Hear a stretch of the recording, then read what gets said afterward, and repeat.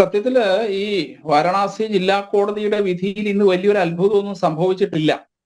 നമ്മളിത് ചർച്ച ചെയ്യുമ്പോൾ ആ കാര്യം മനസ്സിലാക്കണം. ഈ 1992 വരെ ഈ പറയുന്ന ശൃംഗാര ഗൗരി ക്ഷേത്രത്തിൽ ഹിന്ദുക്കൾ ആരാധന നടത്തിക്കൊണ്ടതാണ്, അവിടെ പ്രതിഷ്ഠം ചെയ്തതാണ്. അത് കോടതിക്ക് ബോധ്യമായി എന്നുള്ളതാണ്. അതിനകത്ത് കോടതിക്ക് യാതൊരു പക്ഷപാതവും ഇല്ല. മാത്രമല്ല ഇത് കോടതിയിൽ രണ്ടു കൂട്ടരും വാദിച്ചുകൊണ്ടിരിക്കുന്ന കാര്യമല്ലേ. അതിനകത്ത് ഒരു കൂട്ടരെ അവോയ്ഡ് ചെയ്തുകൊണ്ടൊന്നുമല്ല. ഇപ്പൊ പലരും വാർത്ത പോലും ബ്രേക്ക് ചെയ്യുന്ന സമയത്ത് അവിടുത്തെ എന്താ പറയാ ജ്ഞാനവാപി മസ്ജിദിൽ ആരാധനാ സ്വാതന്ത്ര്യം ഹിന്ദുക്കൾ കൊടുത്തു എന്ന്. അവിടെ അതൊരു പുതിയ സംഭവമല്ല, അവിടെ നടന്നുകൊണ്ടിരുന്നതാണ്. ഇപ്പം നിങ്ങൾ പറഞ്ഞ പോലെ അവിടെ ചെന്ന് കണ്ടു കഴിഞ്ഞാൽ എല്ലാവർക്കും ഈ കാര്യം മനസ്സിലാവും. അപ്പോ ഇത് ഇപ്പൊ കോടതിയുടെ ഉത്തരവെന്ന് പറയുന്നത് 92 വരെ നടന്നിരുന്ന ഒരു ആരാധനാ സ്വാതന്ത്ര്യത്തെ പുനഃസ്ഥാപിക്കുക മാത്രമാണ് ചെയ്തത്. അല്ലാതെ അവിടെയുള്ള മുസ്ലിങ്ങൾ കൈയടക്കി വെച്ചിരിക്കുന്ന ക്ഷേത്രഭാഗത്തേക്ക് കടക്കാനോ ഒന്നുള്ള സ്വാതന്ത്ര്യം കൊടുത്തിട്ടില്ല. 92 വരെ അവിടെ നടന്നിരുന്നതാണ്. അത് ഈ ഒരു ചുവര് എന്ന് പറയുന്ന പുരാതന ക്ഷേത്രത്തിന്റെ ഭാഗമാണ്. അവിടെ പാർവതിയുടെ സാന്നിധ്യമുണ്ട്. അവിടെ സ്ത്രീകൾ ആരാധന നടത്തിയിരുന്നു, ഹിന്ദുക്കൾ ആരാധന നടത്തിയിരുന്നു, അവിടെ പ്രതിഷ്ഠ ചെയ്തിരുന്നു. 92 സംഭവം നമുക്കറിയാം. മുലായം സിംഗ് യാദവിന്റെ കാലത്ത് ഏകപക്ഷീയമായി ഹിന്ദുക്കളുടെ ആരാധനാ സ്വാതന്ത്ര്യത്തെ നിഷേധിക്കുകയാണ് ചെയ്തത്. അത് കോടതി ലിഫ്റ്റ് ചെയ്തിരിക്കുന്നു. അത്ര മാത്രമേ അവിടെ സംഭവിച്ചിട്ടുള്ളൂ. പക്ഷേ ഈ കേസില് ഒരു ദീർഘകാലീനമായി ചിന്തിക്കുന്ന സമയത്ത് ഇപ്പൊ ഇതിന്റെ ഉത്ഖനനം നടന്ന സമയത്ത് ലഭിക്കുന്ന തെളിവുകൾ മുഴുവൻ ഹിന്ദുക്കൾക്ക് അനുകൂലമാണ്.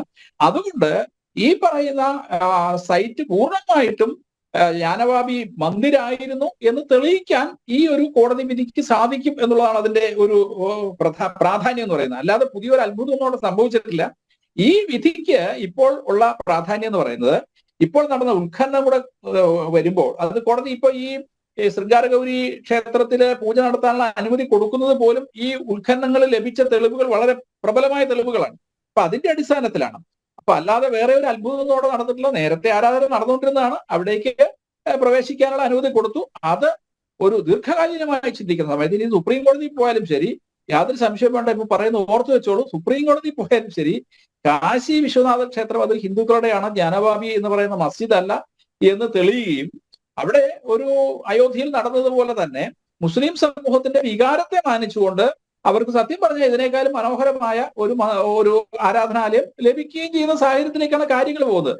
പക്ഷെ രാഷ്ട്രീയമായ മുതലെടുപ്പ് നടത്തുന്ന കോൺഗ്രസ്സുകാരും ഇപ്പൊ ഈ വസ്തുതകൾ, ഈ ചരിത്രപരമായ തെളിവുകൾ മുഴുവൻ നിൽക്കുമ്പോഴും അതിനെ രാഷ്ട്രീയമായി മിസ്യൂസ് ചെയ്യുന്നത് സത്യത്തിൽ BJP അല്ല, കോൺഗ്രസും മുസ്ലിം മതമൗലികവാദികളുമാണ്. ഈ പ്രശ്നങ്ങളെല്ലാം കുത്തിത്തിരിപ്പുകൾ മുഴുവൻ ഉണ്ടാക്കി വർഗീയമായ ചേരിതിരിവ് ഉണ്ടാക്കാൻ പരമാവധി ശ്രമിക്കുന്നത് സത്യത്തിൽ ഇവരാണ്. ഈ തെളിവുകൾ മുഴുവൻ അവരുടെ മുന്നിൽ നിൽക്കുമ്പോഴും ഇതിനെതിരെ സംസാരിക്കുന്ന, ഇതിനെ അട്ടിമറിക്കാൻ ശ്രമിക്കുന്ന ഒരു കോടതി വിധി വന്നാൽ ഞങ്ങൾക്ക് ഈ കോടതിയിൽ വിശ്വാസമില്ല. പണ്ട് കമ്മ്യൂണിസ്റ്റുകാർ വിളിച്ച ഈ തന്തമാർ ഞങ്ങളുടേതല്ലാതെ പണ്ട് കമ്മ്യൂണിസ്റ്റുകാർ വിളിച്ചിട്ടുണ്ട്.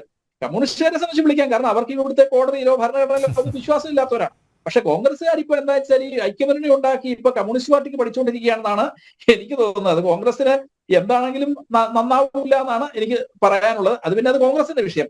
അപ്പൊ ഇതിനെ വർഗീയമായി മിസ്യൂസ് ചെയ്യുന്നത് BJPയോ വിശ്വ ഹിന്ദു പരിഷത്തോ RSSO ഒന്നും അല്ല, കോൺഗ്രസും ഇവിടുത്തെ കമ്മ്യൂണിസ്റ്റുകാരും മുസ്ലിം മതമൗലികവാദികളുമാണ്. അപ്പൊ ഇവർക്ക് കോടതിയിൽ വിശ്വാസമില്ലാതായിരിക്കുന്നു എന്ന് പറഞ്ഞതിന്റെ അർത്ഥം എന്താണ് നമ്മൾ കേൾവിക്കാർക്ക് മനസ്സിലാവും. പ്രൊഫസർ റോണി ഇപ്പോ വ്യക്തമായി കാണുമെന്ന് കരുതുന്നു ഞാൻ.